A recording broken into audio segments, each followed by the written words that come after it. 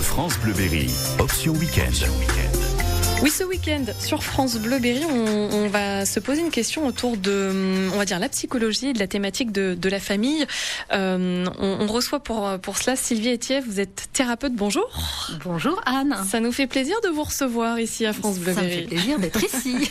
Bon, en fait, c'est pas un hasard que cette thématique elle soit mise en avant aujourd'hui, parce que vous avez consacré en fait un article à ça. Je vous laisse présenter la thématique du jour, Sylvie. Donc la thématique du jour, c'est peut-on donner trop d'amour à son enfant ? C'est parti d'une question qu'une dame que j'ai rencontrée, elle m'a posé cette question et je me suis dit pourquoi ne pas approfondir dans un article sur le positionnement affectif, effectivement vis-à-vis de son enfant. En gros, est-ce que c'est normal, par exemple, aussi qu'un enfant, ça puisse entraîner peut-être dans les débuts des disputes au sein du couple, ça peut être ça ? Ah, une question cache toujours une autre. Vous avez raison Anne, car dans cette question, il y a l'idée de si cette maman demande ça, c'est peut-être parce que son conjoint a dit depuis qu'on a notre enfant, il y en a que pour lui. Ouais. Donc vous voyez, effectivement, ça peut entraîner des conflits dans un couple, mais ça fait partie du couple, les conflits quand ils ne sont pas trop répétés. Oui. C'est bien de le préciser. Voilà, on parlera peut-être de la fréquence un jour ou l'autre dans une émission. Mais oui, voilà, quelles peuvent être aussi les conséquences. Qu'est-ce qu'on peut qualifier aussi d'aimer de façon trop intense. Pour commencer, Sylvie, qu'aviez-vous envie de nous dire Alors, peut-être que pour commencer, on peut parler du contexte, parce que on ne naît pas parent, on le devient en fait quand son enfant naît ou quand on adopte un enfant. Et c'est vrai que, par exemple, pour conduire une voiture, il faut passer un permis de conduire, mais pour conduire une vie, celle d'un enfant, il n'y a pas de permis, il n'y a pas d'école, il n'y a pas de formation. Quand l'enfant arrive avec cet enfant l'autorité parentale de fait. Le seul guide un petit peu officiel, si je puis dire, que l'on remet aux parents, c'est son carnet de santé. Voilà, il y a plein de bons conseils dedans, mais pour le reste, chacun se débrouille au mieux. Alors évidemment, aujourd'hui, en un clic, il y a une avalanche de conseils, de témoignages, des pistes à disposition des parents. Moi qui suis quinquagénaire deuxième mi-temps, comme toute celle de mon âge et un peu plus, à notre époque, dans les années 90, on était bien contente d'avoir le livre de Laurence Pernoud, par exemple. Oui. J'attends un enfant, où j'élève mon enfant entre les mains, et puis d'avoir les grands-parents, la famille pas loin. Aujourd'hui, tout ça pour dire que le contexte a changé et que les parents d'avant n'étaient pas forcément mieux ou meilleurs que ceux de maintenant, ni moins bons.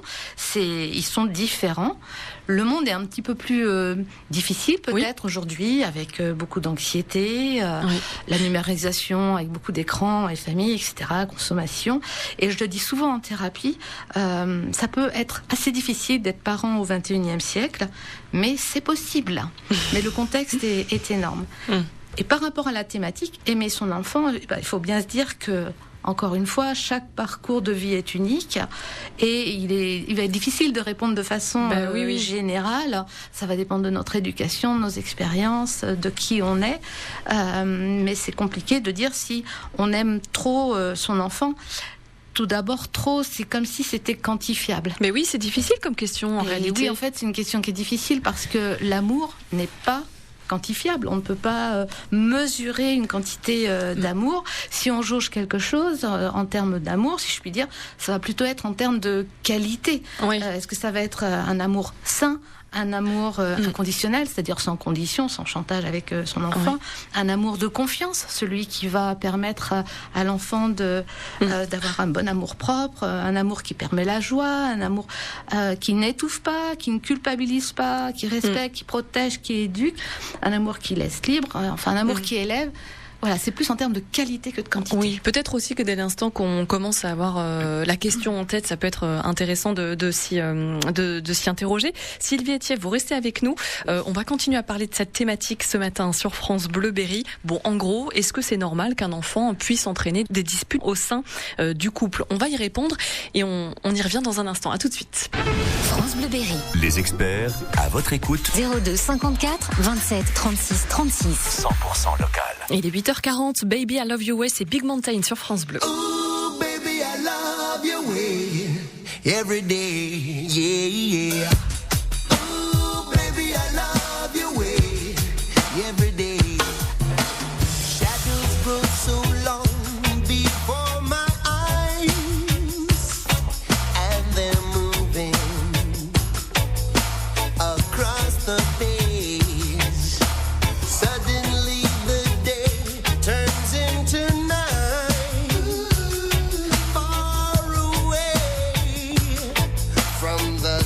pity. But don't, oh no, hesitate, 'cause your love just won't wait. Hey, yeah, yeah. Ooh, baby, I love your way every day. Yeah. I wanna tell you I love your way every day. Yeah, yeah. I wanna be with you night and day. The moon appears to shine and light the sky with the help of some firefly. I wonder how they have the power to shine, shine, shine. Well, I can see them under the vine. But don't, oh no, no, hesitate, la-di-da, 'cause your love just won't wait. Hey, yeah, yeah. Ooh, baby, I love your way every day. Yeah. I wanna tell you I love your way every day. Hey, yeah. I wanna be with you night and day. Oh baby, please. Every day.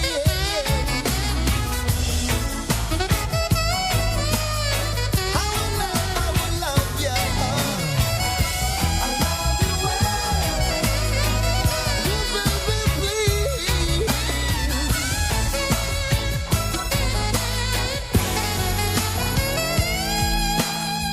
I can see the sunset in your eyes, brown and gray and blue besides. Clouds are stalking islands in the sun.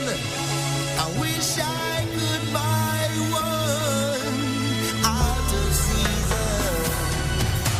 But don't, oh no, no, hesitate, la-di-da, 'cause your love just won't wait, just won't wait.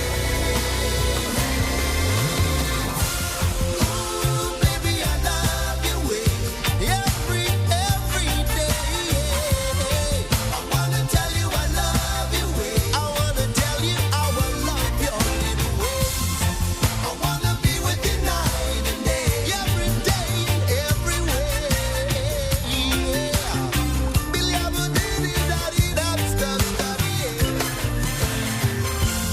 Ooh, baby, I love you, baby. How I love your little ways. Yeah. I wanna tell you I wanna tell you I wanna tell you I will love your little ways.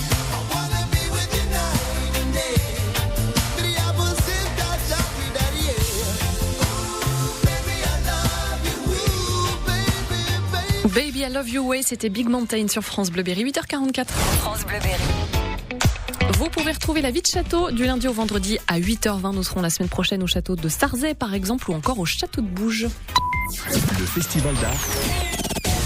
France Bleu Berry. Partenaire de la 48e édition du Festival d'Arc 2023, du 7 au 19 août, retrouvez toute l'ambiance du Stage Festival international de Châteauroux et vibrez sur les rythmes de Maxime Le Forestier, Les Franglaises, Kenji, France Ferdinand, Célassou. Écoutez France Bleu Berry et repartez à tout moment avec vos invitations. Le Festival d'Arc. France Bleu Berry. La radio de l'Indre et du Cher. C'est bientôt la fin. Qu'est-ce qui se passe? La fin de quoi? De l'été. J'ai pas envie que l'été finisse. Arrête, avec Costa c'est toujours l'été. Choisissez votre croisière avant le 20 août et vivez un été sans fin à partir de 499 € par personne. Info en agence de voyage ou sur costacroisière.fr. Costa. Les experts de France Bleu Berry. Option Week-end. Oui, deuxième partie de cette émission avec Sylvie Etiev ce matin sur France Bleu Berry. Je rappelle que vous êtes thérapeute. On s'intéresse à une thématique encore de la famille. Aujourd'hui, vous nous avez expliqué un petit peu les rouages. Est-ce qu'on peut aimer trop son enfant ? C'est pas facile comme question. Est-ce que ça vous est déjà peut-être arrivé, vous, à la maison ? Est-ce que vous en avez déjà peut-être parlé avec vos amis, voilà, en société ? C'est quoi l'amour parental ? L'amour parental, en fait, il se base sur plusieurs fondements. Une toute petite parenthèse, qu'on ait un enfant ou plusieurs enfants, quand on revient à l'idée de trop aimer, il faut bien dire que l'amour se décuple. Hein, c'est pas parce qu'on a plein d'enfants, 6 enfants par exemple, qu'on va aimer 6 fois moins ses enfants que quelqu'un qui n'en a qu'un. Pas du tout. L'amour, ça se distribue. Plus on en donne, plus on peut en donner. Donc, pour en revenir au fondement, il y a vraiment des notions clés dont je parle dans mon article sur Internet. Et bien sûr, la première notion, ça va être le côté de l'amour, l'affection. Oui. Ça va être tout ce qui va concerner les gestes tendres, les câlins, les bisous, les regards, les sourires, la complicité. Bien sûr, avec un fondement de notre société derrière tout ça, la prohibition de l'inceste, bien évidemment, ça va de soi. Mais aussi, ça va être tous les mots aussi, au-delà des gestes, tous les mots, comme le mot je t'aime. Et c'est vrai que c'est un cadeau, ce mot. L'autre jour, j'ai eu en séance une maman. Le problème, elle n'arrivait pas à le dire à un de ses enfants. D'accord. Vous voyez, donc c'est un mot qui peut à la fois poser problème, et puis dans d'autres familles où c'est un petit peu, entre guillemets, galvaudé, c'est-à-dire qu'on va le dire à tout va, à toutes les sauces. Mais voilà, pour moi, c'est comme un cadeau, et un cadeau, on s'en fait pas toutes les 2 minutes. Oui. Un autre fondement, ça va être tout ce qui va concerner l'attachement. Il me paraît très important pour des parents de se pencher sur la question de ce que c'est qu'un attachement sécure et insécure. C'est une notion qui doivent connaître. C'est Boris Cyrulnik qui nous en parle, et il nous dit un enfant heureux est un enfant sécurisé. Donc ça, c'est fondamental dans l'amour qu'on apporte à ses parents. Être un parent aimant, c'est un parent qui éduque et qui protège. Un autre des fondements, ça va être l'attention. Ça va être capable de regarder son enfant dans les yeux. Aujourd'hui, avec les téléphones, beaucoup de parents ont leur téléphone et parlent à leur enfant en regardant leur téléphone. Donc l'enfant est plus intéressé à ce qui va se passer sur son téléphone. C'est être pleinement attentif à son enfant quand on pleine lui conscience. parle. Voilà. C'est aussi être prévenant, être attentif à son enfant. C'est-à-dire qu'on met rien de dangereux autour des petits qui passent leur temps à explorer le monde. C'est aussi être attentif à ses progrès. Aussi, un autre, c'est l'autonomie. C'est-à-dire donner l'occasion à son enfant de faire des choix, de faire seul des découvertes, mais aussi de lui laisser la possibilité de solliciter l'aide. C'est-à-dire que je peux faire ça, mais j'ai aussi le droit de te demander si je n'y arrive pas. Parce que il y a des parents, vous savez, ce qu'on appelle les parents hélicoptères, qui en fait anticipent tout et vont tout empêcher ou tout devancer pour que le parcours soit plan. Non, l'autonomie, c'est aussi permettre à l'enfant de prendre des risques, faire des erreurs, etc. Faire des erreurs. Voilà. Et dans l'autonomie, je crois qu'il y a une phrase qui est importante aussi de se souvenir, c'est que l'enfant n'appartient à personne. C'est pas l'enfant de ses parents. Bien sûr, c'est ses parents qui en sont responsables, mais il est enfant. Il est lui. Donc l'enfant n'appartient pas à ses parents, et dans l'idée de l'autonomie, c'est essentiel. Est-ce que ça c'est quelque chose qui peut revenir aussi lors des séances, en lien à l'autonomie, voilà, c'est mon enfant, mais non, enfin voilà. Tout à fait. Non, en fait, ça se recoupe avec la question de la responsabilité. Est-ce que je suis capable de rendre mes enfants responsables ? Et c'est vrai que dans les familles qui viennent me voir, j'ai catégorisé en gros un peu 3 types de parents, et c'est vraiment vis-à-vis de cette autonomie et de la responsabilité. Il y a les parents qui disent de toute façon je vais tout faire à la maison, ça va plus vite, puis je suis un peu exigeante, etc. Donc ça va plus vite, je fais tout. Ça, c'est un premier groupe de parents. De l'autre côté, il y a ceux qui obligent à faire, en termes de coopération, d'aide et tout. Tu feras ça et c'est pas autrement. Aujourd'hui, tu passes l'aspirateur et c'est pas autrement. Donc, ceux qui obligent à faire sans discuter. Et évidemment, entre les deux, vous vous doutez bien qu'il y a ceux qui éduquent en imposant, certes, mais ils imposent cette coopération, mais en fait, ils mettent un dialogue autour de ça, autour des tâches à effectuer. Voilà, aujourd'hui, il y a l'aspirateur à passer, il y a le linge à ramasser, il y a la vaisselle à vider. Qu'est-ce que tu choisis de faire pour coopérer ? Tu n'as pas le choix, tu coopères, mais tu fais... Une petite marge, quoi, surtout, une capacité de choisir. Et qu'est-ce qu'on veut ? Nous, on veut des citoyens qui soient capables de choisir.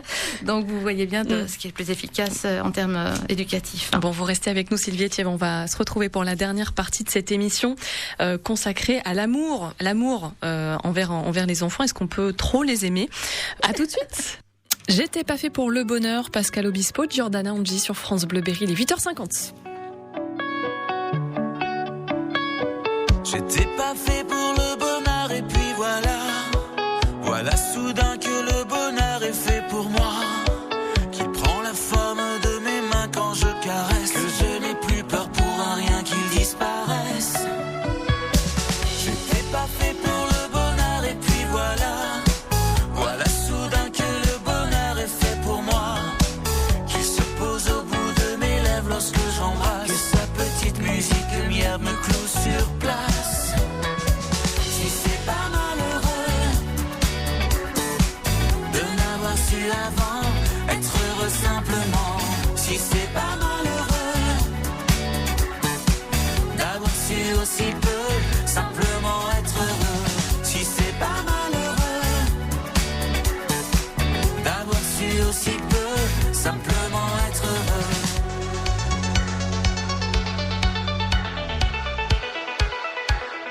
Uno, deux, tres. J'étais pas fait pour le bonheur et puis voilà soudain que le bonheur est fait pour moi. Il se glisse sous mes paupières quand vient la nuit, puis l'éternel chat de gouttière dort dans mon lit. J'étais pas fait pour le bonheur et puis voilà soudain que le menteur parle de moi, que je me reconnais dans ces belles paroles, moi qui n'avais que des idées au vitriol. Si c'est pas malheureux de n'avoir su avant être heureux simplement, si c'est pas malheureux d'avoir su aussi peu simplement être heureux, si c'est pas malheureux de n'avoir su avant être heureux simplement, si c'est pas malheureux d'avoir su aussi peu simplement être deux,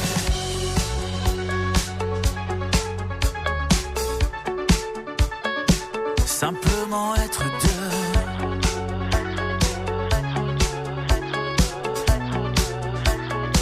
Simplement être deux.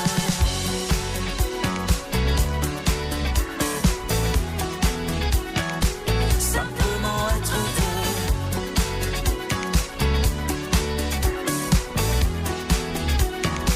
Simplement être deux. J'étais pas fait pour le bonheur et puis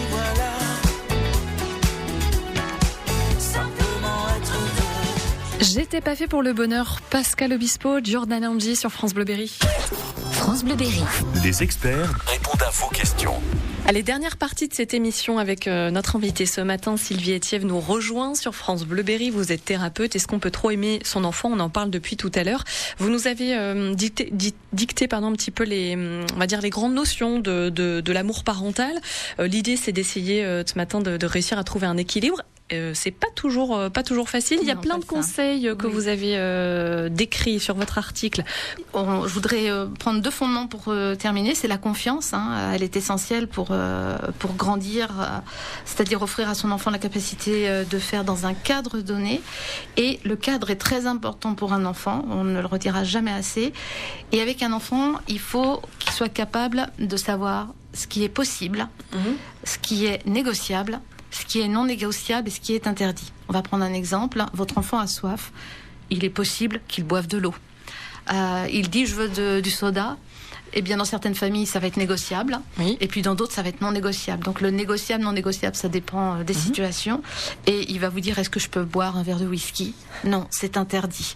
Donc c'est assez basique comme exemple. Non, mais c'est parlant. Oui, voilà, oui, oui. c'est parlant. Donc l'enfant doit savoir ce qui est possible, ce qui est négociable, ce qui est non négociable, qui dépend des familles, et ce qui est interdit.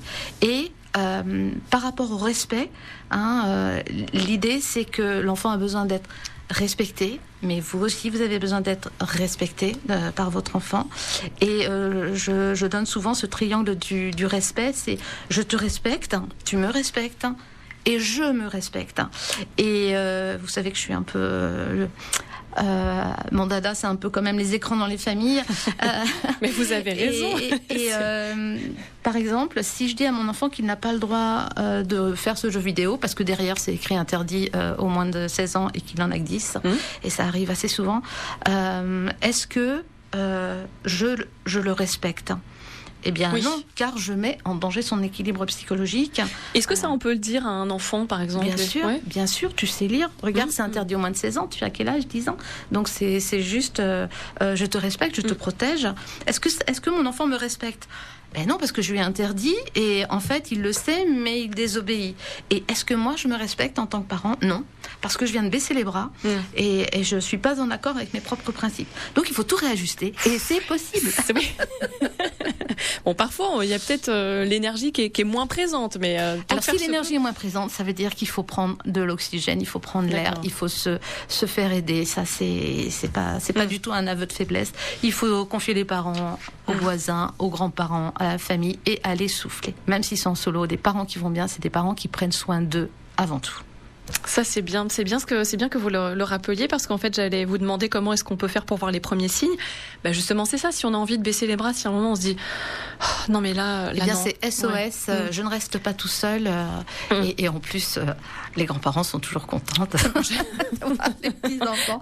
Mais voilà, se faire accompagner au-delà du virtuel, se faire accompagner concrètement et prendre soin de soi et de son couple, c'est être ça aussi un bon parent, sans culpabilité aucune. Mais oui, c'est hyper important. Bon, toutes ces questions, elles sont présentes dans de nombreux couples. Eh bien oui, parce que souvent, moi, en séance de thérapie conjugale, où il y a des problèmes liés à l'éducation des enfants, c'est une question que je pose toujours. Depuis quand avez-vous pris un temps pour tous les deux ? Et en général, il y a un blanc qui s'installe. Oui.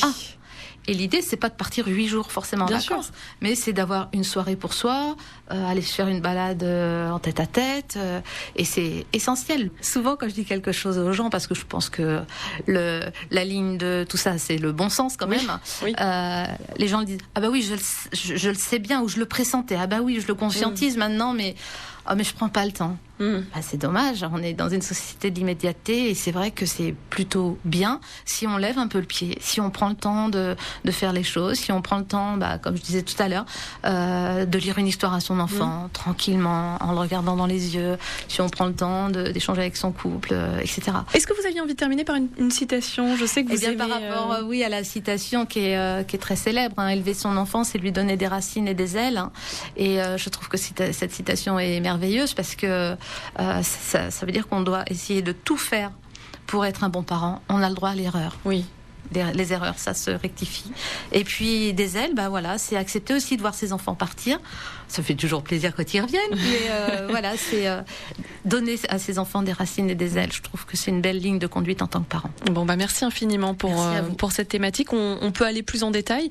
Si jamais vous avez raté le début de cette émission, vous pouvez retrouver donc votre article que vous avez consacré à cette thématique. Est-ce qu'on peut aimer trop son enfant ? C'est sur votre site internet, Sylvie Ethièvre. Oui, merci Anne. Bonne journée. À vous aussi.